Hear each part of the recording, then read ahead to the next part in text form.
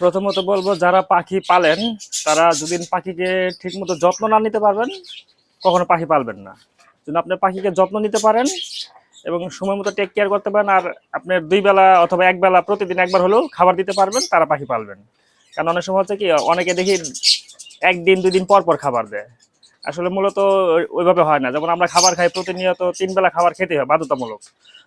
তো ওই সুবাদে আপনার পাখিকেও সবসময় আপনার প্রতিদিন 1 বেলা হলেও পাখিকে খাবার দিতে হবে বাধ্যতামূলক। যে আমার কিছু রিলেটেড আছে আপনারা ওনারা পাখি নেয় ভাই আমি 1 দিন 2 দিন পর পর পাখিকে খাবার দিই। একবারে বেশি করে দিয়া রাখে। দিয়া রাখার পরে কি হয়? ওই পাখির খাবারগুলো নিচে পড়ে থাকে। পড়ে থাকার সুবাদে আপনার পাখি ওই ভালো ভালোগুলি বেছে খেয়ে নেয় কিন্তু নিচের খাবারগুলো আর খায় না। না খাওয়ার কারণে পাখি অনেক সময় একদম অসুস্থ হয়ে পড়ে। পাখি তখন বলে যে ভাই আমি কি পাখি পালতেছি বেশি ডিম বাচ্চা করে না প্লাস আপনার হচ্ছে যে ওই ঝিমায় মানে অনেক ধরনের প্রবলেম ফেস করে। কারণ আপনি যখন ঠিক মতো ভাই খাবারই না দিতে পারেন তাহলে আপনার পাখি পেলে লাভ কি বলেন? ঠিক মতো খাবার টাবার দিলে ও এমনিতেই অ্যাক্টিভিটি থাকে। আমাদের পাখিগুলো একদম ফুল অ্যাক্টিভ।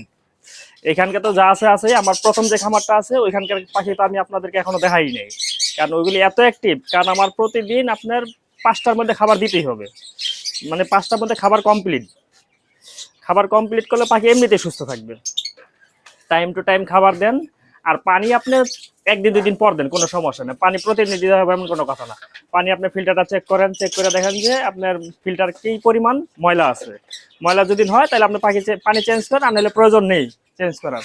যেমন আমাদের এই পানিগুলো আমাদের চেঞ্জ করা হয়েছে 3 দিন আগে। 3 দিন আগে পর্যন্ত পানিগুলো ভালো আছে। তা ওতে কোনো প্রবলেম নাই। যদি না আপনার পাখি পানিতে ময়লা না থাকে সেই ক্ষেত্রে আপনি চেঞ্জ না করলে হয়। কিন্তু খাবারটা আপনার প্রতিদিন চেঞ্জ করতে হবে। ময়লা খাবারটা ফেলে দিয়ে নতুন খাবার দিতে হবে। দিলে আপনার পাখি একদম 100% সুস্থ থাকবেই। ভালো থাকবেন, সুস্থ থাকবেন। পরবর্তীতে আবার দেখা হবে ইনশাল্লাহ।